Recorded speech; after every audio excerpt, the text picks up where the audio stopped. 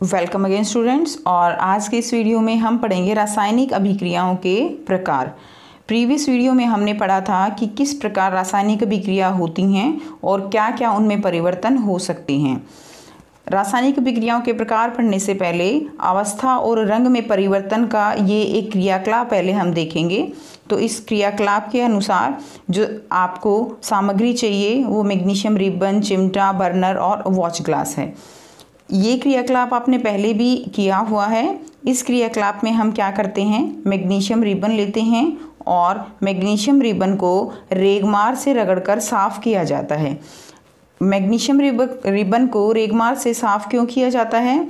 क्योंकि मैग्नीशियम क्या है, मैग्नीशियम एक क्रियाशील धातु है और क्या होता है कि उसके ऊपर ऑक्साइड्स और जो कार्बोनेट्स हैं उनकी परत जम जाती है जो कि उसको जलने में सहायक नहीं होती। उससे वो जो है आसानी से नहीं जलता, इसलिए जलाने से पहले उसको रेगमार से साफ़ करना पड़ता है ताकि उसको अच्छे से जलाया जा सके। अब इसमें क्या होगा, जैसे ही मैग्नीशियम रिबन का दहन शुरू होता है इसमें सफ़ेद रंग का धुआं निकलेगा और मैग्नीशियम ऑक्साइड बनता है। यानी जब आप मैग्नीशियम को ऑक्सीजन की उपस्थिति में हम इसका दहन करते हैं तो यहाँ पर बनता है मैग्नीशियम ऑक्साइड जो कि एक सफ़ेद रंग का चूर्ण होता है। ठीक है, तो ये क्या होगा, MgO, Mg+O2 MgO magnesium oxide बनता है यहाँ पर। यहाँ पर आपके लिए इम्पोर्टेंट क्वेश्चन यही है कि मैग्नीशियम रिबन का दहन करने से पहले उसको रेगमार से साफ़ क्यों किया जाता है। और इस अवस्था में अगर आप देखेंगे तो इसमें रंग का परिवर्तन हुआ है क्योंकि पहले जो मैग्नीशियम रिबन था वो अब सफ़ेद चूर्ण में बदल गया है। साथ साथ अवस्था में भी परिवर्तन हुआ है। जो ठोस पदार्थ रिबन था वो एक तरह के पाउडर में यहाँ पर बदल जाता है। तो इस तरह से हम देखते हैं कि रासायनिक अभिक्रिया में अवस्था और रंग दोनों में भी परिवर्तन हो सकता है। नेक्स्ट इज रासायनिक अभिक्रियाओं के प्रकार। रासायनिक अभिक्रियाओं के प्रकार में सबसे पहली अभिक्रिया है संयोजन अभिक्रिया। संयोजन का मतलब क्या है बच्चों? संयोजन का मतलब है जुड़ना, यानी ऐसी अभिक्रिया जिसमें दो या दो से अधिक अभिकारकों के मेल से एक ही उत्पाद बनता है। दो या दो से अधिक अभिकारक अगर मिलेंगे तो एक ही उत्पाद बनेगा, तो उस अभिक्रिया को क्या कहेंगे हम? संयोजन अभिक्रिया कहते हैं। उदाहरण हम यहाँ पे देखते हैं, कोयले का जलना। कार्बन ऑक्सीजन की उपस्थिति में जलता है और कौन सी गैस बनेगी? कार्बन डाइऑक्साइड गैस बनती है। तो इसमें कार्बन और ऑक्सीजन दो अभिकारक हैं और दोनों मिलकर एक उत्पाद बनाते हैं, कार्बन डाइऑक्साइड गैस। सेकंड अगर एग्जांपल लें तो H2+O2 से पानी का बनना, ये भी काफ़ी सिंपल रिएक्शन है आपके लिए। हाइड्रोजन प्लस ऑक्सीजन ये क्या बनाएगा? ये पानी बनाता है। तो ये भी एक तरह की संयोजन अभिक्रिया है।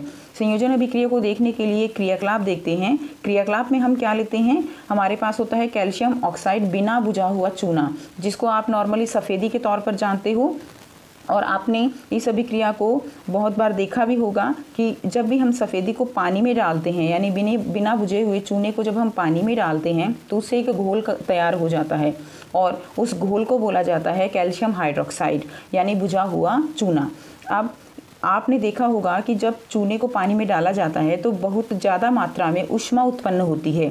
ठीक है, और ऐसी अभिक्रियाएं जिनमें इस तरह से ऊष्मा उत्पन्न होती है उनको हम ऊष्माक्षेपी अभिक्रिया बोलते हैं, यानी ऊष्मा का निकलना, ऊष्माक्षेपी अभिक्रियाएं। तो अब इस क्रियाकलाप को अगर आप ध्यान से देखोगे तो इसमें अगर आप जैसे ही चूने को पानी में डालते हो और उसको ऐसे टच करके देखोगे तो आपको उसका तापमान जो है वो बढ़ा हुआ महसूस होगा। तो यहाँ पर क्या होता है, कैल्शियम ऑक्साइड जो कि क्या है, बिना बुझा हुआ चूना, पानी के साथ अभिक्रिया करता है और बना देता है कैल्शियम हाइड्रोक्साइड CaOH2। और ये एक्वस होता है, ये हम पहले ही कर चुके हैं। एक्वस यानी इसका जलीय विलयन, यानी आपने कैल्शियम ऑक्साइड यानी जो बिना बुझा हुआ चूना है उसको पानी में घोल दिया जिससे उसका एक जलीय विलयन तैयार हो गया। अब इसी अभिक्रिया के द्वारा जो दीवारों पर सफ़ेदी की जाती है वो की जाती है। कैसे? कैल्शियम ऑक्साइड को पानी में घोलने से एक संयोजन अभिक्रिया हुई और उससे क्या बना? Calcium hydroxide. अब ये जो कैल्शियम हाइड्रोक्साइड है, बुझा हुआ चूना, इसके घोल को जो है दीवारों पर पोता जाता है और क्या होता है, 2-3 दिन बाद जो है चूना जो वायुमंडल के अंदर कार्बन डाइऑक्साइड है ठीक है, उसके साथ अभिक्रिया करके क्या बना लेता है, कार्बन कैल्शियम कार्बोनेट बना लेता है। और आपने देखा भी होगा कि अगर आप चूने को घोल के रख देते हो पानी के अंदर तो आप कई दिन बाद देखते हो कि उसमें पत्थर जो है वो बन जाते हैं। इसीलिए बाद में सफ़ेदी को छानकर जो है वो दीवारों पर पोता जाता है, क्योंकि उसमें पत्थरों का निर्माण हो जाता है। वैसी अभिक्रिया के तहत होता है, जो बुझा हुआ चूना है कार्बन डाइऑक्साइड के साथ मिलकर क्या बना लेता है, कैल्शियम कार्बोनेट CaCO3, ठीक है, एंड जो है पानी का निर्माण होता है। और ये जो कैल्शियम कार्बोनेट है यही जो है पत्थर हैं, और इसी के कारण दीवारों पर फिर जो है क्या आती है, चमक आती है। नेक्स्ट हम करेंगे ऊष्माक्षेपी अभिक्रियाएं। ऊष्माक्षेपी अभिक्रिया क्या होती है, जैसे मैंने अभी आपको बताया कि कुछ अभिक्रियाएं ऐसी होती हैं जिनमें ऊष्मा उत्पन्न होती है, यानी अभिक्रिया होते होते तापमान बढ़ता है। ऐसी अभिक्रियाओं को हम कहते हैं ऊष्माक्षेपी अभिक्रियाएं। इसमें आप उदाहरण ले सकते हो, प्राकृतिक गैस का जलना है या श्वसन जैसी जो अभिक्रियाएं हैं वो ऊष्माक्षेपी अभिक्रिया हैं। इसमें प्राकृतिक गैस का चलना, प्राकृतिक गैस का फॉर्मूला क्या होता है, CH4 यानी मीथेन, अब जिसको हम मार्स गैस भी बोलते हैं। जब प्राकृतिक गैस यानी मीथेन ऑक्सीजन की उपस्थिति में जलेगी तो क्या बनता है, कार्बन डाइऑक्साइड प्लस पानी, ठीक है। तो ये जो है एक ऊष्माक्षेपी अभिक्रिया है, इसमें साथ में ऊष्मा उत्पन्न होती है। देखिए कोई भी जो पदार्थ है वो जलता है तो वो एक ऊष्माक्षेपी अभिक्रिया ही होगी, क्योंकि पदार्थ जब जलेगा तो उसमें से ऊष्मा उत्पन्न होती है। नेक्स्ट ग्लूकोज यानी C6H12O6, जो हमारी बॉडी में हम खाते हैं खाना, उसका ऑक्सीजन की उपस्थिति में जब हम सांस लेते हैं फिर क्या होता है, उसका ऑक्सीकरण होता है। वो जो खाना हमने खाया है उसका दहन होता है ऑक्सीजन की उपस्थिति में, जो हम सांस के द्वारा अंदर लेते हैं। उससे क्या होगा, ये भी जब जलता है तो क्या बनता है, CO2 प्लस H2O, ठीक है। तो ये एक श्वसन अभिक्रिया है। तो ये भी ऊष्माक्षेपी अभिक्रिया का ही उदाहरण है, क्योंकि इसके दहन से, ग्लूकोज के दहन से हमारे शरीर में जो ऊर्जा जो हमें मिलती है वो इसके दहन से ही हमें मिलती है। तो ये कुछ उदाहरण थे ऊष्माक्षेपी अभिक्रिया के, और ये काफ़ी इम्पोर्टेंट हैं। और इसमें आप जो है यहाँ पर क्वेश्चन आपका बनता है कि श्वसन जो है वो एक ऊष्माक्षेपी अभिक्रिया है, कैसे, तो उसके लिए आपको ये जो अभिक्रिया है ये याद करनी आवश्यक है। साथ ही साथ आप इनको संतुलित जरूर करके देखिएगा। नेक्स्ट इज ऊष्माशोषी अभिक्रियाएं। ऊष्माक्षेपी यानी जिसमें से ऊष्मा निकलेगी, तापमान बढ़ेगा। ऊष्माशोषी अभिक्रियाएं उसका जो है विपरीत हो जाएगा। जिन अभिक्रिया के दौरान ऊष्मा अवशोषित होती है, यानी ऊष्मा का अवशोषण होता है किसी भी रासायनिक अभिक्रिया में, और उसमें क्या होगा, अब ऊष्मा जो है उसका अवशोषण हो रहा है तो क्या होगा, तापमान उसका घटेगा, ठीक है। ऊष्मा ली जा रही है तो तापमान घटेगा। उन्हें क्या कहते हैं, हम उन्हें कहेंगे हम ऊष्माशोषी अभिक्रियाएं। अगर हम उदाहरण लें यहाँ पर तो नाइट्रोजन प्लस ऑक्सीजन ये मिलकर क्या बनाएगा, ये बनाएगा नाइट्रिक ऑक्साइड। और इसमें क्या होता है, इसमें जो अगर आप इसको अभिक्रिया को करोगे तो इसमें जो परखनली है वो ठंडी हो जाती है, और इससे हमें पता चलता है कि ऊष्मा का जो है, जो ऊष्मा है वो उसका अवशोषण किया गया है। तो इस तरह की जो अभिक्रियाएं होती हैं वो क्या कहलाती हैं, ऊष्माशोषी अभिक्रियाएं। नेक्स्ट जो हमारे पास अभिक्रिया है वो है अपघटन अभिक्रिया। अपघटन का मतलब क्या है, अपघटन का मतलब होता है टूट जाना।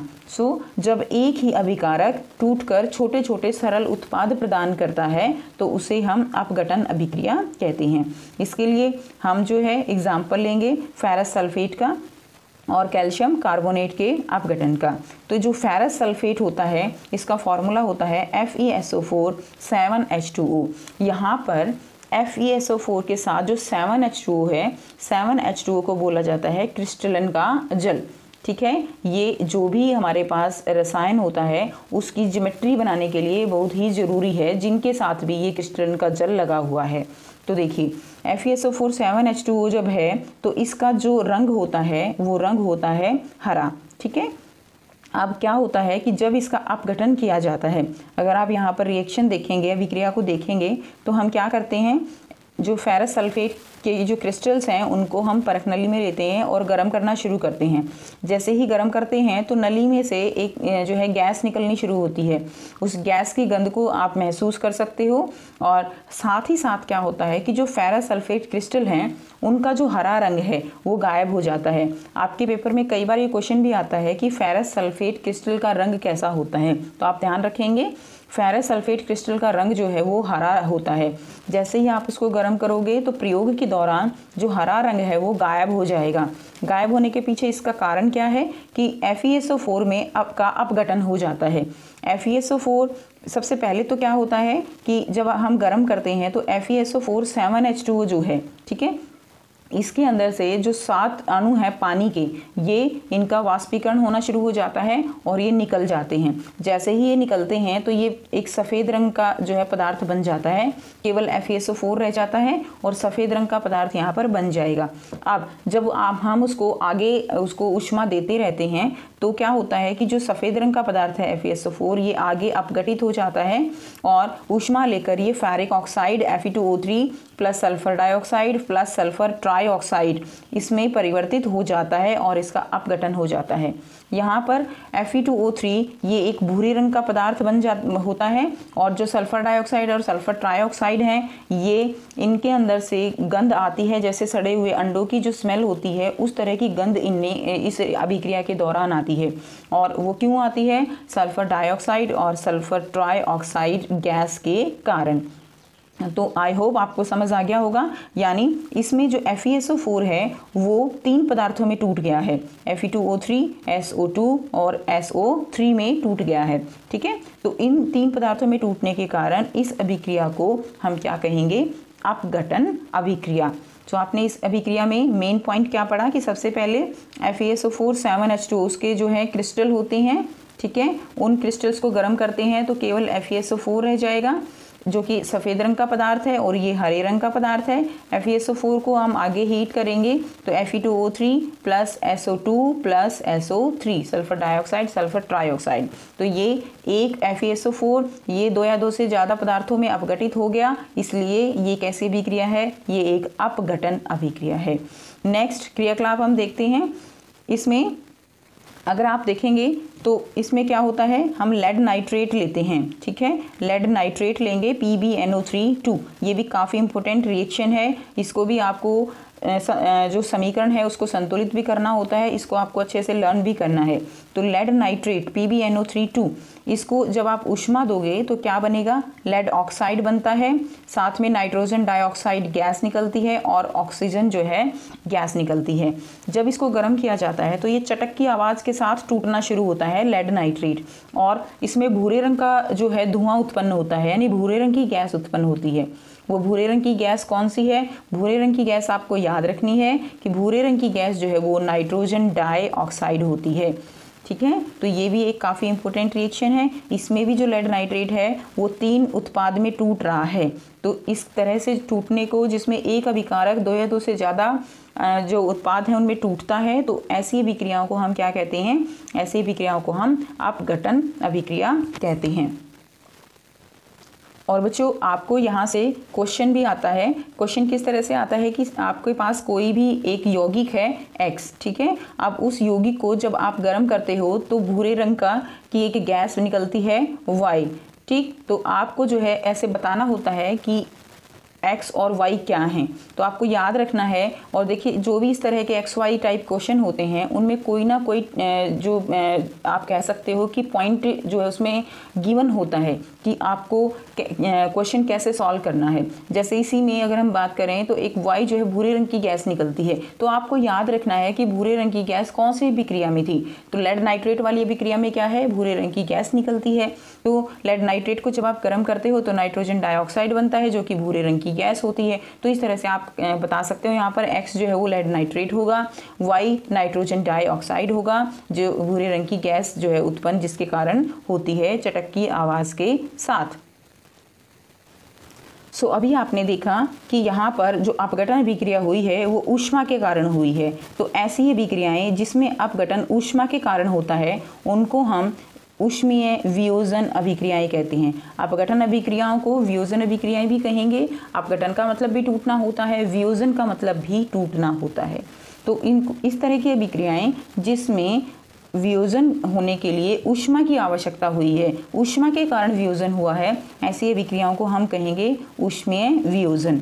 तो ये वियोजन अभिक्रिया के 3 जो है प्रकार हैं। ऊष्मीय वियोजन, दूसरा हम पढ़ेंगे कि विद्युत के कारण जो वियोजन होता है यानी वैद्युत वियोजन, ठीक है। और तीसरा हम पढ़ेंगे प्रकाशीय वियोजन, प्रकाशीय वियोजन।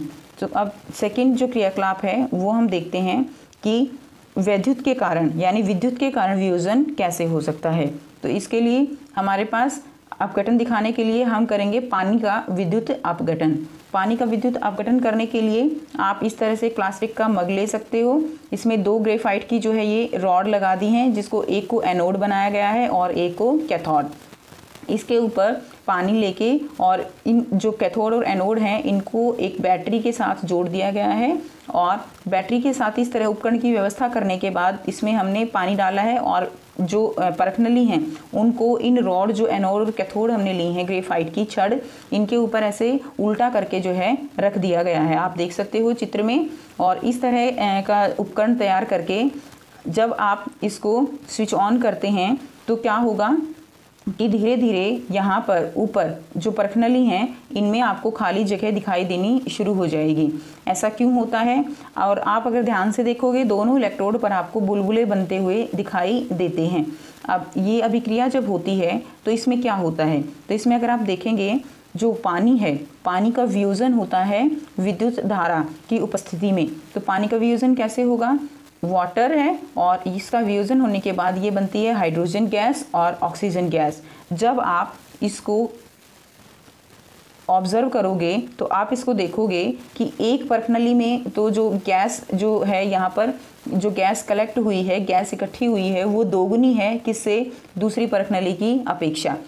तो यानी एनोड पर जो गैस होती है वो ऑक्सीजन गैस जो है वो एकत्रित होगी और कैथोड पर हाइड्रोजन गैस एकत्रित होती है, ठीक है। अब इसमें दोगुनी क्यों होती है? अगर आप इसकी अभिक्रिया को देखें तो देखिए पानी का जब आप मैंने पहले भी आपको बताया कि संतुलित रासायनिक समीकरण होना चाहिए, तभी वो समीकरण वो अभिक्रिया कंप्लीट मानी जाती है, ठीक है। तो यहाँ पर जब हम इस अभिक्रिया को संतुलित करते हैं तो आप देखते हो कि हाइड्रोजन जब 2 पानी के अणु टूटते हैं उनका वियोजन होता है तो 2 अणु बनते हैं किसके? हाइड्रोजन के, ठीक है। और एक अणु किसका बनता है? ऑक्सीजन का। यानी इनका जो अनुपात है वो कितना हो गया? 2:1 का अनुपात है। 2 जो है किसका है? हाइड्रोजन का, और 1 किसका है? ऑक्सीजन का। यानी जो हाइड्रोजन गैस एकत्रित होगी वो दोगुनी होगी किसकी तुलना में? ऑक्सीजन गैस की तुलना में, ठीक है। तो ये भी यहाँ से आपका क्वेश्चन आता है। और हाइड्रोजन गैस जो है वो कैथोड पर जमा होती है, ऑक्सीजन जो है एनोड पर जमा होती है। अब इसमें आपने देख लिया कि आयतन जो है वो ऑक्सीजन के आयतन से 2 गुना होता है। अब इसमें देखिए कि हम हाइड्रोजन गैस की पहचान कैसे कर सकते हैं। तो अगर आप कैथोड वाली परखनली के पास एक जलती हुई मोमबत्ती लेकर आएंगे तो वो जो है फट की आवाज़ के साथ जलती है। आपको पता है हाइड्रोजन गैस वो एक बहुत ही ज़्यादा ज्वलनशील गैस है, बहुत जल्दी आग पकड़ती है। इसलिए अगर आप मोमबत्ती को हाइड्रोजन गैस के पास लेकर आओगे तो वो जो है एकदम से जलने लगेगी, ठीक। और अगर आप जलती हुई मोमबत्ती को एनोड के पास एनोड वाली जो आपके पास छड़ है उसके ऊपर जो एक गैस एकत्रित है वो कौन सी है? वो ऑक्सीजन गैस है। और आपको पता है ऑक्सीजन गैस दहन में सहायक होती है। तो इसलिए जब आप मोमबत्ती को ऑक्सीजन गैस के पास लेकर आओगे तो मोमबत्ती की लो जो है वो अधिक तेज़ और चमकदार हो जाती है। इससे पता चलता है कि वो गैस कौन सी है? ऑक्सीजन गैस है। तो इस क्रियाकलाप से हमने देखा कि किस तरह से हम वैद्युत वियोजन कर सकते हैं, ठीक है। ये दूसरी अभिक्रिया है वियोजन की। दूसरा प्रकार है कि वैद्युत वियोजन, यानी विद्युत की उपस्थिति में जो अभिकारक हैं वो टूटकर नए नए उत्पाद बनाते हैं। तो इसको क्या बोलेंगे? वैद्युत वियोजन। अब तीसरी जो है क्रियाकलाप अगर हम देखें तो वो क्रियाकलाप है हमारा प्रकाशीय वियोजन, यानी प्रकाश की उपस्थिति में वियोजन, जिसका हमने जो है हम क्या कहेंगे? प्रकाशीय वियोजन। इसमें हम क्या करेंगे? हम इसमें लेते हैं सिल्वर क्लोराइड। सिल्वर क्लोराइड का सूत्र क्या होगा? AgCl, ठीक है। और चाइना डिश में लेते हैं और इसको कुछ देर के लिए धूप में रख देते हैं। इसमें आप क्या देखोगे कि जो AgCl है, सिल्वर क्लोराइड है, इसका जो कलर है, रंग है, वो चेंज हो जाता है, ठीक है। इसमें क्या होता है कि सिल्वर क्लोराइड का रंग वो धूसर हो जाता है। इसका कारण क्या हुआ कि सिल्वर क्लोराइड का यहाँ पर अपघटन हो जाता है। आपको पता है कि जो धूप होती है वो भी एक ऊर्जा का ही एक रूप होता है, और AgCl धूप की उपस्थिति में Ag+Cl2 ये इसमें बदल जाता है, तो ये धूसर रंग का हो जाता है। ये भी जो क्रियाकलाप है, ये अभिक्रिया आपके लिए काफ़ी। सो यहाँ से भी आपसे क्वेश्चन पूछा जाता है। क्वेश्चन किस तरह से पूछा जाता है कि आपके पास एक यौगिक है X, अगर आप X यौगिक का वियोजन करते हो तो एक दूसरा तत्व है Y, ठीक है, और जो Y है उसका उपयोग ज्वेलरी बनाने में किया जाता है। और इससे एक और तत्व जो बनता है वो है Z, एक गैस निकलती है जिसका उपयोग पानी को साफ करने के लिए किया जाता है या ब्लीचिंग पाउडर बनाने में किया जाता है। तो वो आपको XYZ बताने हैं। तो आपको याद रखना है कि X यौगिक जो है अपघटन से जो Y बनेगा वो क्या बनता है, सिल्वर, और सिल्वर से हम क्या बना सकते हैं, ज्वेलरी बना सकते हैं। तो इस तरह से आपको सारी अभिक्रियाओं को ध्यान में रखते हुए इनको याद करना है कि किस तरह से वो उनको अप्लाई किया जा सकता है। सो यहाँ पर ये भी अभिक्रिया है। कैसे अभिक्रिया है ये हमारे पास प्रकाशीय वियोजन अभिक्रिया है।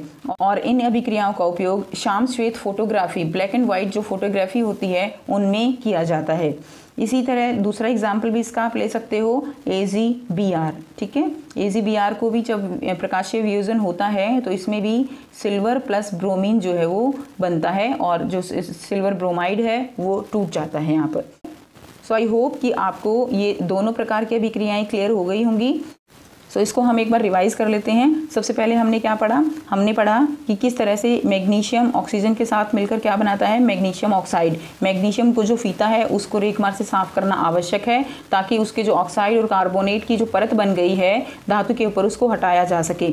दूसरा हमने पढ़ा संयोजन अभिक्रिया, ठीक है। संयोजन अभिक्रिया क्या है, जिसमें 2 या 2 से अधिक जो अभिकारक हैं मिलकर नया पदार्थ बनाते हैं। जैसे कार्बन प्लस ऑक्सीजन क्या बना, कार्बन डाइऑक्साइड, ठीक। इसी तरह इसमें हमने और भी एग्जाम्पल पढ़े, जैसे पानी है, पानी H2 + O2 क्या बनेगा, H2O, ये भी संयोजन अभिक्रिया का उदाहरण है। दूसरा जो अभिक्रिया पढ़ी हमने वो हमने पढ़ी है वियोजन अभिक्रिया। वियोजन का मतलब क्या है, टूटना, ठीक है, जिसके अंदर एक जो अभिकारक है वो टूटकर कई सारे जो उत्पाद हैं वो बनाता है, तो उसको हम क्या कहेंगे, वियोजन अभिक्रिया। सबसे पहले उसमें हमने पढ़ा ऊष्मीय वियोजन। उसके लिए हमने एग्जाम्पल पढ़ा FeSO4 का। अगर आप FeSO4 के क्रिस्टल लेते हो तो वो जो हरे रंग के क्रिस्टल हैं वो पहले सफ़ेद रंग के बनेंगे, ठीक है, और सफ़ेद रंग के बनने के बाद भूरे रंग में वो बदल जाएगा Fe2O3 में। दूसरा जो एग्जाम्पल हमने पढ़ा वो लेड नाइट्रेट का एग्जाम्पल पढ़ा। लेड नाइट्रेट वो टूट जाता है लेड ऑक्साइड में और साथ में भूरे रंग की गैस निकलती है नाइट्रोजन डाइऑक्साइड के कारण, NO2 निकलती है, भूरे रंग का धुआं निकलता है। दूसरा प्रकार हमने पढ़ा इसमें वैद्युत वियोजन का, जिसमें पानी को तोड़ा जाता है, पानी का वियोजन होता है तो दुगनी जो आयतन है वो हाइड्रोजन का होता है और जो दूसरी जो रॉड पर गैस कलेक्ट होती है, एकत्रित होती है, वो ऑक्सीजन होती है। ऑक्सीजन एनोड पर, हाइड्रोजन कैथोड पर होती है, ठीक है। तीसरा हमने जो इसमें क्रियाकलाप पढ़ा वो हमने पढ़ा है प्रकाशीय वियोजन का, जिसमें क्या होता है AgCl, ठीक है। AgCl वो Ag और Cl2 में टूट जाता है। तो ये तीनों उदाहरण किसके हैं, प्रकाशीय वियोजन के। तो आई होप आपको दोनों प्रकार की अभिक्रियाएं क्लियर हो गई होंगी। नेक्स्ट वीडियो में हम करेंगे विस्थापन अभिक्रिया, द्वितीय विस्थापन अभिक्रिया, उपचयन, अपचयन, संक्षारण और विकृत गंधिता का टॉपिक जो है वो हम कंप्लीट इसको कवर करेंगे। तो आई होप आपको क्लियर हो गया होगा एंड थैंक्स फॉर वॉचिंग।